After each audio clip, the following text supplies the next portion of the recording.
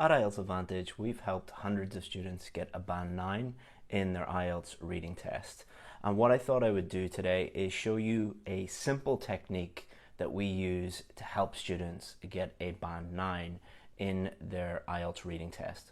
I'm also at the end of this video going to give you a free reading course that has helped thousands of students get a band 7, 8 or even 9 in their IELTS reading test. So as you can probably see, the clue to improving to a band 9 level is looking at your answers. So every IELTS reading test looks the same. It has 3 sections, section 1, section 2, and section 3, and then it will ask you a range of different types of questions. Now, the combination of questions will vary from test to test, but it always has these 3 questions, and then there are about 10 or 11 different question types, such as true, false, not given, matching headings, multiple choice. You need to be aware of these. You also need to make sure that you use real official practice tests if you want to know where to get real official practice tests and not use fake tests. I'll put a link in the description and somewhere in the video to show you where you can get real practice tests. It's really important for this technique that you use practice tests that are official. So Cambridge English practice tests or practice tests from the British Council or IDP. If you use other practice tests, this technique will not work. So the first thing you need to do is do an official practice test under exam conditions. That means a practice test that you've never used before. It is best if you do 2 or 3 of them, but for the purposes of this video, I'm just going to show you what we would do if a student did 1. So what we would do with our student is we would get them to focus not on the questions that they got correct, but the questions that they got wrong. And this will reveal how they are going to get a band 9.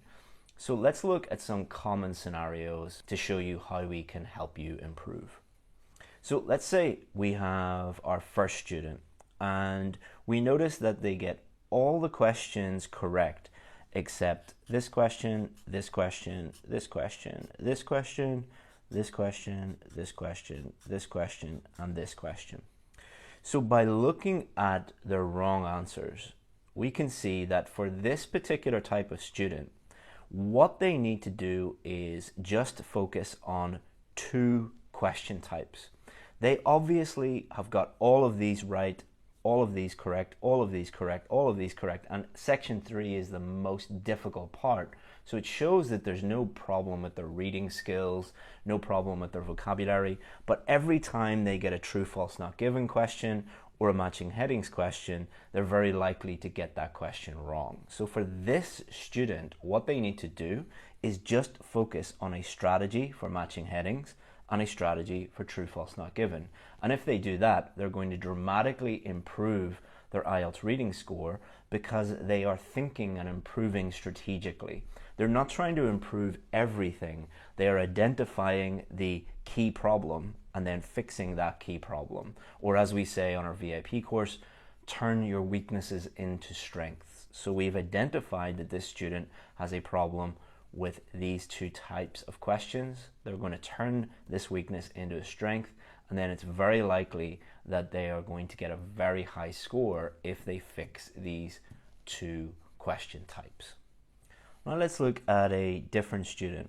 So this student gets nearly all the questions correct, but they get this one wrong, this one wrong, this one wrong, this one wrong, this one wrong, this one wrong, this one wrong, this one wrong, this one wrong, and this one wrong. So section 1 is quite easy. Section 2 gets a little bit more difficult, and section 3 gets even more difficult still. So if the student is getting all or mostly section 1 and section 2 correct, but when they get to section 3, they get nearly all section 3 wrong, or most of their mistakes are in section 3, this is an indication that this student needs help with their reading skills and or their vocabulary. Most of the time it will be both, because section 3, the text is going to be more difficult, the words in that text will be more difficult to understand, and the reading skills required, it requires more skimming, scanning, close reading. So for this student, most of them are incorrect. So we need to help this student mostly with their vocabulary and their reading skills.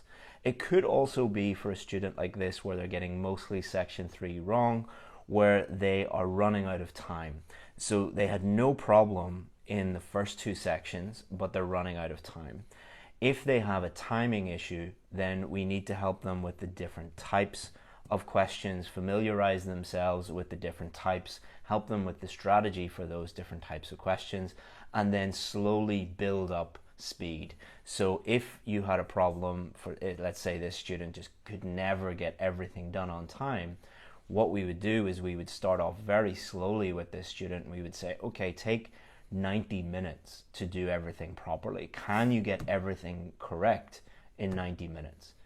Let's say they do that, or they get nearly all of it correct in 90 minutes. Well, let's try it then in 80 minutes, and then 70, and then 60. So we're slowly building up speed, and that's how we would help that type of student. So we've helped student A, who just needs help with true, false, not given and matching headings. Student B, who obviously needs help with vocabulary and their reading skills, and student C, who just needs to improve the speed at which they do the reading test. Now let's say we're working with a student and they get this one wrong, and this one wrong, and this one wrong, and this one wrong, and this one wrong, this one wrong, this one wrong, and this one wrong. So this is quite unusual because this particular student only has problems when they actually have to write the word, and they had no problem actually getting the correct answer. They got the correct answer for all of these. They have no problem therefore with sentence completion or summary completion because they actually found the correct answer. However, this student spelt equipment wrong, concerns wrong.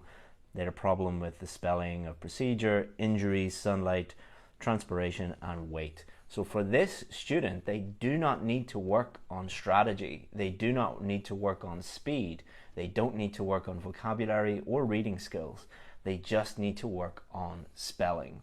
So as you can see, each student is very, very different, and we need to understand what their weakness is first, and then we attack that weakness. And spelling, there are different ways that we can help students with their spelling. But unless that student did this analysis, this weakness analysis, they would never be able to really understand their problem. Imagine this student goes and does like a very long reading course at a school somewhere, and they learn all of these different strategies and techniques and everything. They're not actually going to improve because their real issue is spelling. And it takes about 1 hour to figure this out. Now we have another student, they get that one wrong, that one wrong, that one wrong, that one wrong, that one wrong, that one wrong, that one wrong, and that one wrong. So as you can see, matching information, matching headings, matching statements. This is a particular type of problem with matching. Each different type of question tests different reading sub-skills. So matching, one of the sub-skills that you need to learn for that is scanning. So scanning for the location of the correct answer. So with this student, often you'll hear people saying things like, oh, I just get lost and I run out of time. Well, really, it's not the student getting lost or losing focus or running out of time.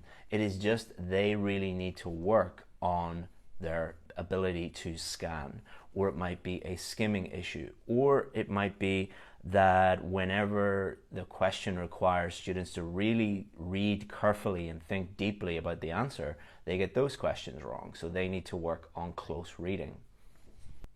So to summarize, it is extremely rare for a student to just be bad at reading and just continuously get low reading scores. There is always a reason. Normally it's one or two of these reasons. What you need to do again is get official practice tests. Do at least one. Better to do 2 or 3 under exam conditions, and then do this analysis of your weaknesses and then turn those weaknesses into strengths. If you want to know how to do that in more detail, check the description. There is a free reading course that has helped thousands of people get the reading scores that they need.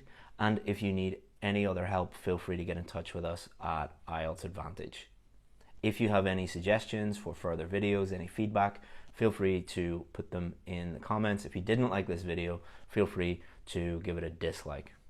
Thank you very much, and I hope you enjoyed the video.